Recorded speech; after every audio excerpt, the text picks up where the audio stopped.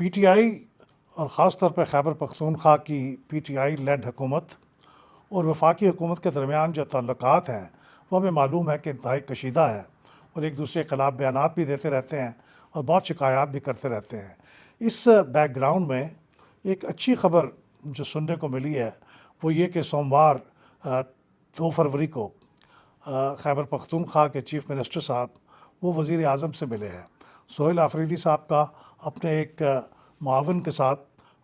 وزیر اعظم کے ساتھ ملاقات کرنا اسلام آباد میں، جبکہ وزیر اعظم کے ساتھ ان کے معاونین بھی موجود تھے، اور تبادلہ خیالات کرنا، تقریباً کوئی گھنٹے کے قریب کی ملاقات ہوئی ہے، اور اس کے اوپر وہ تمام شکایات جو کہ مالی امور کے متعلق نیشنل فائنانس کمیشن کے ایوارڈ کے مطابق رقوم کی فراہمی اور وہاں کی جو فارمر فاٹا ہے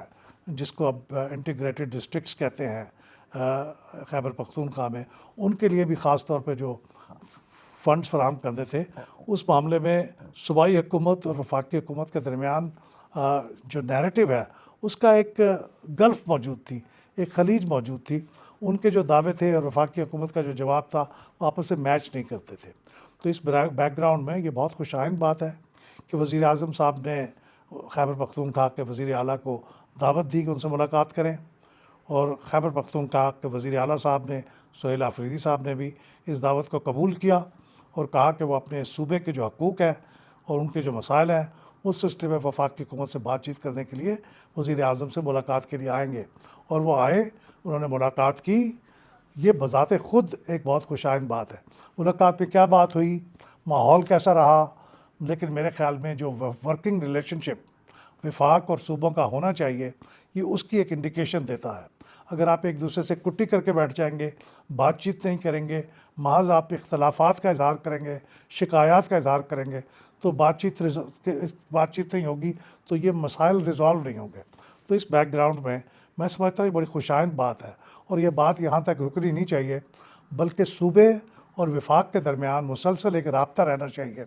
خواہ وہ وزیر اعظم کے لیول پہ ہو، خواہ وہ وزراء کے لیول پہ ہو، خواہ وہ ایکسپرٹس کے لیول پہ ہو، لیکن یہ بات چیت چلتی رہنی چاہیے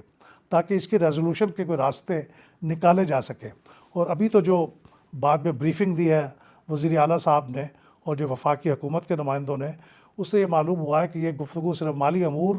اور صوبہ خیبر پختونخوا کے جو مسائل تھے ان کے بارے میں تھی، لیکن سیاسی امور کے بارے میں کوئی گفتگو نہیں ہوئی۔ لیکن سیاسی امور کے بارے میں بھی گفتگو کرنے میں کوئی حرج نہیں ہے، ہاں وہ کسی اور موقع پہ اور کچھ اور شرکاء کے ساتھ سیاسی امور پہ بھی گفتگو ہونی چاہیے۔ اگر آپس میں ایک دوسرے کے ساتھ رابطے کی شکل پیدا ہو گئی ہے تو اس میں پھر سیاسی امور پہ بھی گفتگو ہو سکتی ہے، اور وہ جن چیزوں کی طرف ایجیٹیشن کی طرف جانے پہ مجبور ہو جاتے ہیں، بقول ان کے کہ وہ مجبور ہو جاتے ہیں، ان کو پھر اس گفتگو کے ذریعے اس کے ریزولوشن کے امکانات دیکھنے چاہیے۔